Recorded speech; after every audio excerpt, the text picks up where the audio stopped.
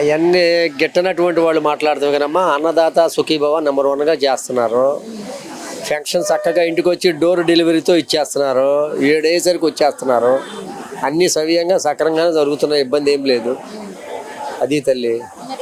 సంక్షేమ పథకాలు చాలా అంటే సంక్షేమ పథకాలు అసలు కొన్ని ఇవ్వట్లేదని అంటున్నారు.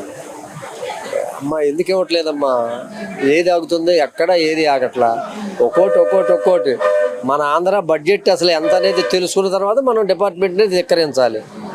మనకు బడ్జెట్ లేదు. ఒక్కొక్కటి మెల్లిమెల్లిగా అంచెలంచెలుగా ముందుకు వెళ్తున్నారు. ఓ పక్కన రాజధాని గురించి మంచి ప్రయత్నం చేస్తున్నారు. ఎలాంటి ఇబ్బంది లేదు తల్లి. బంగారంలాగానే చేస్తున్నాడు చంద్రబాబు నాయుడు గారు, డిప్యూటీ సీఎం పవన్ కళ్యాణ్ గారు కానీ, మరి విద్యాశాఖ మంత్రి నారా లోకేష్ గారు కానీ నెంబర్ 1గా చేస్తున్నారు. అంటే రైతులకు ఎరువులు దొరకట్లేదు అంటున్నారు కదండి, మరి మీరు కొంత గిట్టుబాటు ధరలు ఇవ్వట్లేదు అంటున్నారు. మా స్వగ్రామంలో 500 మంది రైతులు ఉన్నారు. ఆధార్ కార్డు తీసుకెళ్తున్నారు, ఈ క్రాప్ బుకింగ్ చేసుకున్నారు. యూరియా ప్లస్ డిఏపి ఇక్కడ బుక్ చేసుకున్న గంటలో ఇచ్చేస్తున్నారు. యూరియా ఇచ్చిన ఎకరానికి 1 బస్తానే ఇస్తున్నారు అంటారు. లేదమ్మా, ఎకరానికి 2 బస్తాలు యూరియా, ఒకటే కాంప్లెక్స్ డిఏపి. మరి అందరు రైతులు సర్దుకోవాలి కదా. ఒక్కొక్క ఆయన 10 కట్టలు కావాలని వెళ్తున్నాడు. ఎలా ఇస్తారో అది సాధ్యపడదుగా. క్రమ పద్ధతిగా ఆధార్ కార్డు ప్రభుత్వం యొక్క రూల్స్ ఎలాగో ఆ విధంగానే ఇస్తున్నారు.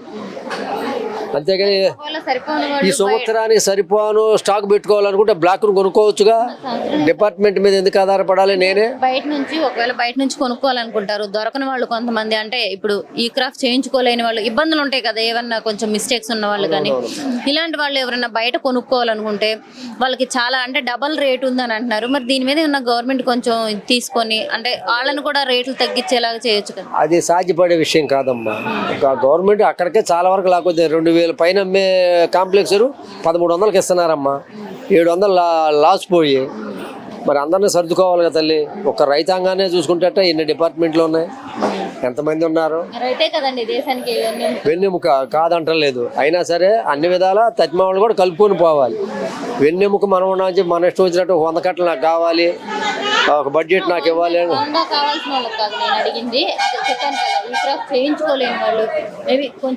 అదేలే ఇబ్బందులు ఉన్న వాళ్ళు ఉంటారు కదా, పక్క రైతులను అడిగి కొంతమంది హెల్ప్గా తీసుకుంటున్నారమ్మా. నాకు 4 కట్టలు వచ్చినాయి అనుకోండి, పక్క రైతుకి 2 కట్టలు ఇచ్చి 2 నేను సర్దుకునే విధంగా కొంతమంది అర్థం చేసుకున్నవాళ్ళు. అలా ఇచ్చే వాళ్ళు ఉన్నారండి ఈ రోజుల్లో. ఎందుకు ఎవరమ్మా? ఇవ్వాలి. ఒక రైతుకి సహాయపడపోతే ఇంకెట్లా అమ్మా? గిట్టుబాటు ధరల విషయానికి వచ్చేసరికి అండి, చాలా అంటే తక్కువ రేట్లు ఉన్నాయి. కళ్ళాల్లో మాకు సరిగా కొనట్లేదు అంటే చాలా తగ్గిపోయినాయి అని అంటున్నారు. అప్పుడు మార్కెట్ అది హడాబుడిగా ఇవాళ వేసాం, రేపు అమౌంట్ కావాలంటారు. ఇప్పుడు దళారైనా కానీ అమౌంట్ చూసుకోవాలి, బిల్లు పెట్టుకోవాలి, మరి గవర్నమెంట్కి పాస్ చేసుకోవాలి. ఇప్పుడు నా చేతిలో నుంచి ఈ పూట వచ్చింది, కేజీ 1000 రూపాయలు అమ్మంటే కుదరదుగా. మార్కెట్ని బట్టే ముందుకెళ్ళాలి మనం. అంతేగాని ప్రభుత్వం మీద ఎలాంటి ఇది వేయకూడదు కూడా. మరి గత ప్రభుత్వంలో చూసుకుంటే గత ప్రభుత్వం ఎలా ఉందండి అసలు?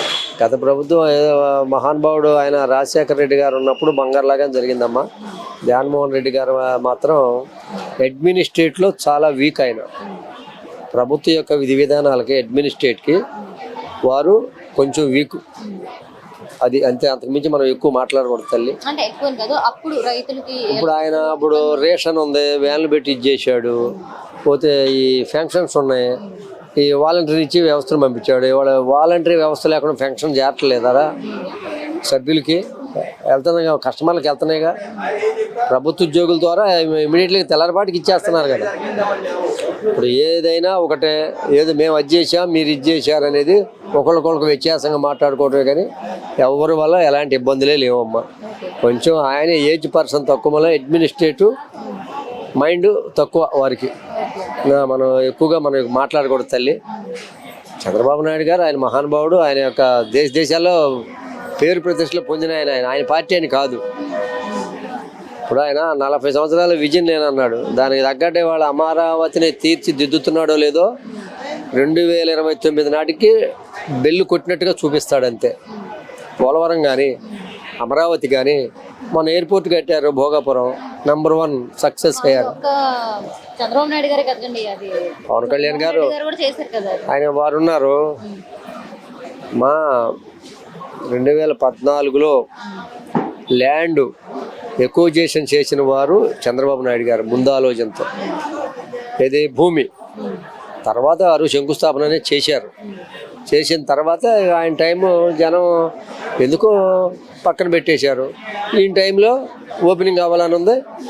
ఆయన అదృష్టం అలా మోడీ గారు రావటం, ఇటు పవన్ కళ్యాణ్ గారు మొత్తం కలిసి చేయాలని, అది విధి విధానాలు అది మనం ఎవడం అనుకునేది కాదు తల్లి. ఆ టైంకి ఏది జరగాలి అది జరుగుద్దండి. రోడ్లు అయితే చాలా వరకు బాగున్నాయండి. కొన్ని చోట్ల ఏంటంటే కొన్ని గుంటలు అనేవి కనపడుతున్నాయి. గవర్నమెంట్కి దృష్టికి తీసుకెళ్తే అవి కూడా బాగు చేస్తారని భావిస్తున్నామండి.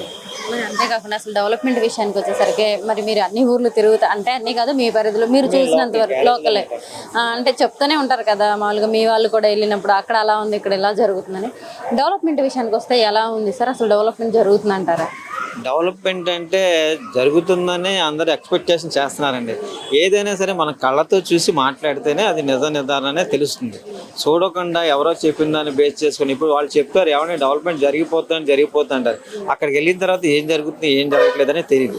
కాకపోతే ఏంటంటే ఇక్కడ చుట్టూ అమరావతి అనేది ఏంటంటే ఆ ఫ్లైఓవర్ ఎక్కితే పైనుంచి అక్కడ నైట్ టైం కూడా వర్క్ చేస్తున్నట్టు కూడా కనపడుతుంది. దాన్ని బట్టి మనం ఏమనుకుంటామంటే డెవలప్మెంట్ జరుగుతుందని మనం ఎక్స్పెక్ట్ చేస్తున్నామండి. అంటే అది జరుగుతున్నాయి సరే. డెవలప్మెంట్ అంటే ఒక కన్స్ట్రక్షనే కాదు, జనాలు ఎదగడం కూడా అది కూడా ఒక డెవలప్మెంటే కదా. కానీ ఇక్కడ రేట్లు పెరిగిపోయినాయి, అన్ని మధ్యతరగతి కుటుంబాలు అయితే చాలా ఇబ్బంది పడుతున్నారు అని అంటున్నారు. అది ఎంతవరకు నిజం? అది మాత్రం వాస్తవేనండి. మరి అంతేకాకుండా అసలు గత ప్రభుత్వంలో ఎలా ఉందండి? గత ప్రభుత్వం బాగాలేదని కదా ఈ గవర్నమెంట్ గెలిపించారు. ఎందుకు బాగాలేదు? అప్పుడు జనాలు ఇబ్బంది పడ్డారు కదా, ఎలా ఏ పరంగా? అన్ని రకాలుగా వేధించడం ఒకటి, తర్వాత డెవలప్మెంట్ లేకపోవడం, రోడ్లు కానీ తర్వాత ప్రజలు పట్టించుకోకపోవడం ఒకటి ఇలాంటివి. మరి ఇప్పుడు కూడా చాలా చోట్ల అలాగే వేధిస్తున్నారు అంటున్నారు. అలాగే ఆడవాళ్ళ మీద అది అంటే ఉంటాయి కానీ 10% 20% ఉంటాయి, లేకుండా ఉండవు. పూర్తిగా మరి 60% 80% మరి ఇబ్బంది పడితే 80% అన్నారు. మన జరిగిన సర్వేలో అసలు ఏపీనే ముందుంది అని చెప్తున్నారు. అని అనేది 60% 80% ఇబ్బంది పడితే అప్పుడు మనం దాని ఇబ్బంది అంటాం. 10% అది ఏ గవర్నమెంట్ అయితే ఉండదు, అందరికీ న్యాయం చేయాలి కదా ఈ గవర్నమెంట్ కూడా. 10% కాదు, మొన్న జరిగిన ఒక సర్వేలో అసలు ఏపీ ముందుంది క్రైమ్ లో అని చెప్పేసి వస్తున్నారు. క్రైమ్ లో అది ముట్టుపాటండి, ఏదో కావాలని చెప్పడం తప్పితే ఏం లేదండి.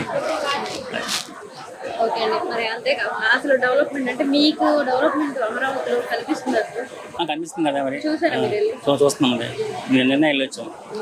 ఎలా జరుగుతుంది అక్కడ? కన్స్ట్రక్షన్ అవుతుంది అని మరి బిల్డింగ్స్ అని ఎమ్మెల్యే ఫండ్స్ అని అట్లాగా అన్నీ అవుతున్నాయి కదా. ఇంతకుముందు పడుకుంది కదా ఏమీ లేకుండా. మరి జగన్మోహన్ రెడ్డి గారు ఏం చేయలేదంటారా ప్రజలకి? కొంతమంది చేసి ఉండొచ్చు అండి, కొంతమంది పూర్తిగా చేయలేదని కానీ కొంతమంది చేసి ఉండొచ్చు. కానీ మ్యాక్సిమం ఎలా ఇబ్బంది పడ్డారు అనేది వాస్తవం. సరేండి. మరి అంతేకాకుండా మనం చూసుకుంటే మెగా డిఎస్సీ జరిగిందండి. మరి ఆ మెగా డిఎస్సీలో అవకతవకలు ఉన్నాయని చెప్పేసి, పేపర్ లీక్ అయింది అది కూడా అని చెప్పేసి, అర్హులైన వాళ్ళకి ఉద్యోగాలు రాలేదు అని చెప్పేసి కూడా ధర్నాలు చేయలేదు. ఉద్యోగం పొందిన వాళ్ళు ఎవరైనా బయటకు వచ్చి కంప్లైంట్ చేయలేదు కదా, రాని వాళ్ళు ఎవరు కంప్లైంట్ ఇవ్వలేదు కదా. మేము ఇబ్బంది పడ్డామో మాకు దాన్ని ఏం చేశారు అడగలేదు కదా. పొలిటీషియన్స్గా అడుగుతున్నారు కానీ వాళ్ళు వచ్చి అడగలేదు కదా. అది ఇప్పుడు ఏ గవర్నమెంట్లో ఉంటుందండి, అది పూర్తిగా 100% న్యాయం చేయడం అంటే పాసిబుల్. రాలేదంటే దానికి ఏదో కారణం ఉంటుంది, అది కనుక్కోవాలి. కానీ ఎందుకు వెనకబడి నెక్స్ట్ టైం రావచ్చు కదా. 100% జాబ్లు ఎవరు వెళ్ళారు కదా.